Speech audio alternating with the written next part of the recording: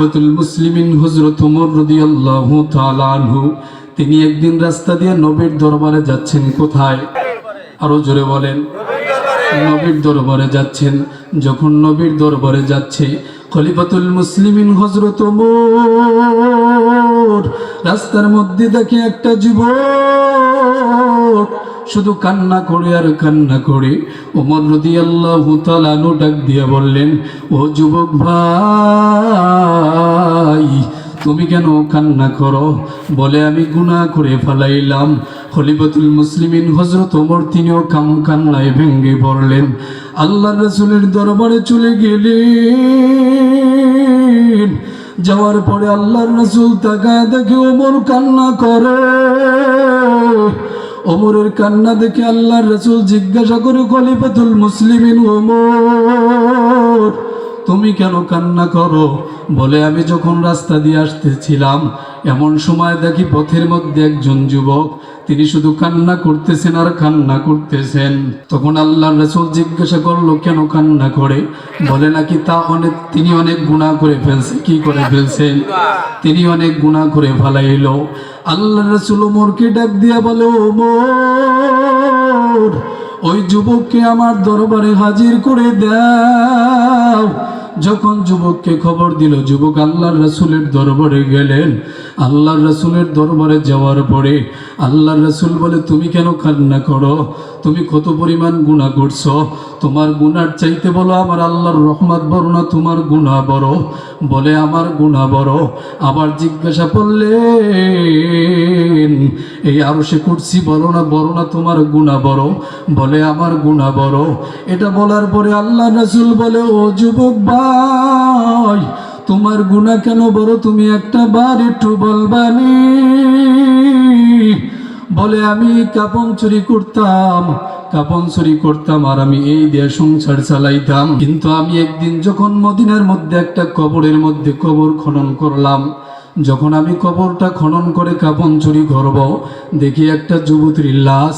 আমি কাপড়টা যখন টান দিলাম, ওই কাপড়টা টান দেওয়ার পরে আমি দেখতেছিলাম এমন সুন্দর একটা নারী আমার জীবনে আর দেখি নাই। আমি একটা পর্যায়ে জিনা করে ফেলাইলাম। যখন আমি কবর থেকে উপরে উঠলাম, আমি সংক্ষেপে বলি, যখন আমি কবর থেকে উপরে উঠলাম, ওঠার পরে ওই একজন কে জানি কানের মধ্যে আইসা বলে, এরে যুবক, তুই আমার ইজ্জত নষ্ট করলি হাজার হাজার মানুষের সামনে। কিয়ামতের ময়দানে আমি তোর ব্যাপারে আল্লাহর কাছে নালিশ দিব। জোরে বলেন নাউযুবিল্লাহ। তোর ব্যাপারে আমি কিয়ামতের ময়দানে আল্লাহর কাছে নালিশ দিব। এভাবে আল্লাহর রাসূলকে যখন বলতেছিলেন, আল্লাহর রাসূল বলেন, না ফরমান, তুইও বের হইয়া যা। যখন তিনি বের হইয়া গেলেন, আল্লাহর রাসূলের দরবার থেকে যাওয়ার পরে তিনি পাহাড়ের মধ্যে চলে গেলেন। ওই পাহাড়ের মধ্যে যাওয়ার পরে আল্লাহর কাছে দুইটা হাত বাড়ায় দিলেন। আল্লাহর কাছে দুইটা হাত বাড়ায় দিয়া বলে, আল্লাহ, আমি গুনাহ করেছি। আল্লাহ, আপনি যদি আমাকে ক্ষমা না করেন, আল্লাহ, আপনি যদি আমাকে মাফ না করেন, আল্লাহ, আমাকে কে মাফ করবে? আল্লাহ, আপনি তো আমাকে বানাইছেন, ঠিক না বেঠিক? আল্লাহ, আপনার রহমত বড়। আল্লাহ, আপনি আমাকে ক্ষমা করে দেন। এটা বলার পরে যখন ক্ষমা করে দিলেন, আল্লাহর রাসূলের কাছে জিবরাইল আমিন হাজির হয়ে গেলেন। আল্লাহর রাসূলের কানে কানে জিবরাইল আমিন আয়েশা বলে, আল্লাহর রাসূল, আল্লাহ তাআলা এই বান্দার জীবনের গুনাহগুলো মাফ করে দিয়েছেন। জোরে বলেন সুবহানাল্লাহ। এই জন্য মুসলমান ইমানদার আল্লাহর গোলাম কয়দিনের দুনিয়ার মধ্যে বাহাদুরি করবেন। আমার এলাকার ভাইদের জন্য বড় দোয়া রইল, কিয়ামত পর্যন্ত দোয়া থাকবে। এই জন্য আমরা আল্লাহর কাছে ক্ষমা চাইব আর আল্লাহর কাছে আমরা প্রার্থনা করব, আল্লাহ, এলাকার মধ্যে একটা সন্তান মাদ্রাসা দিতেছে, বছরে বছরে মাহফিল দিতেছে, আমরা কেউ বিরোধিতা করব না, আমরা তার সহযোগিতা করব, আমরা তাকে ভালো পরামর্শ দিব। যদি এভাবে দিতে পারেন, কিয়ামতের ময়দানে আল্লাহর কাছে দোয়া করব, আল্লাহ, এদেরকে নিয়ে যেন জান্নাতে যাইতে পারি। জোরে বলেন সুবহানাল্লাহ। ও মুসলমান ইমানদার আল্লাহর গোলাম, কয়দিন দুনিয়ার বাহাদুরির মধ্যে চলবেন, কয়দিন আর বাহাদুরি থাকবে? কারণ এই দুনিয়ার খেলা দুনিয়ার মধ্যে শেষ হয়ে যাবে। আল্লাহ তাআলা বলেন আইনাল মুলুক আইনাল জব্বারুন। আল্লাহ বলে দুনিয়ার জালিমরাও চলে যাবে। ওই দুনিয়ার জালিমরাও কিয়ামতের ময়দানে কোনো কাজে লাগবে না। যেই দুনিয়ার বাদশার জন্য পাগল হইলেন, যেই দুনিয়ার জন্য পাগল হইলেন, এই দুনিয়ার খেলা দুনিয়ার মধ্যে শেষ হয়ে যাবে। আল্লাহ বলে বান্দা তুই যদি ভালো আমল নিয়ে কবরে আসতে পারো, ওই কিয়ামতের ময়দানে আল্লাহ বলে যেই বান্দা ভালো আমল করিয়া কবরের মধ্যে রওনা দিবে,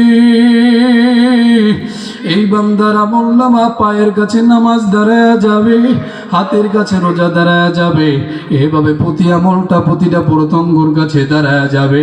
কিয়ামতের ময়দানে ওই প্রতিটা আমল আল্লাহর কাছে বলবে আল্লাহ এই পার দ্বারা ভালো কাজ করেছিল, তিনি নামাজের মধ্যে দাঁড়াইছে, নামাজের মধ্যে হাত দুইটা তাকবীরুল্লাহর মধ্যে বেঁধেছে, এই পায়ের দ্বারা কোনো অন্যায় কাজ করে নাই, তিনি পায়ের দ্বারা মাহফিলের ময়দানে আসছে, তিনি কোরআনের মজলিসের মধ্যে আসছে।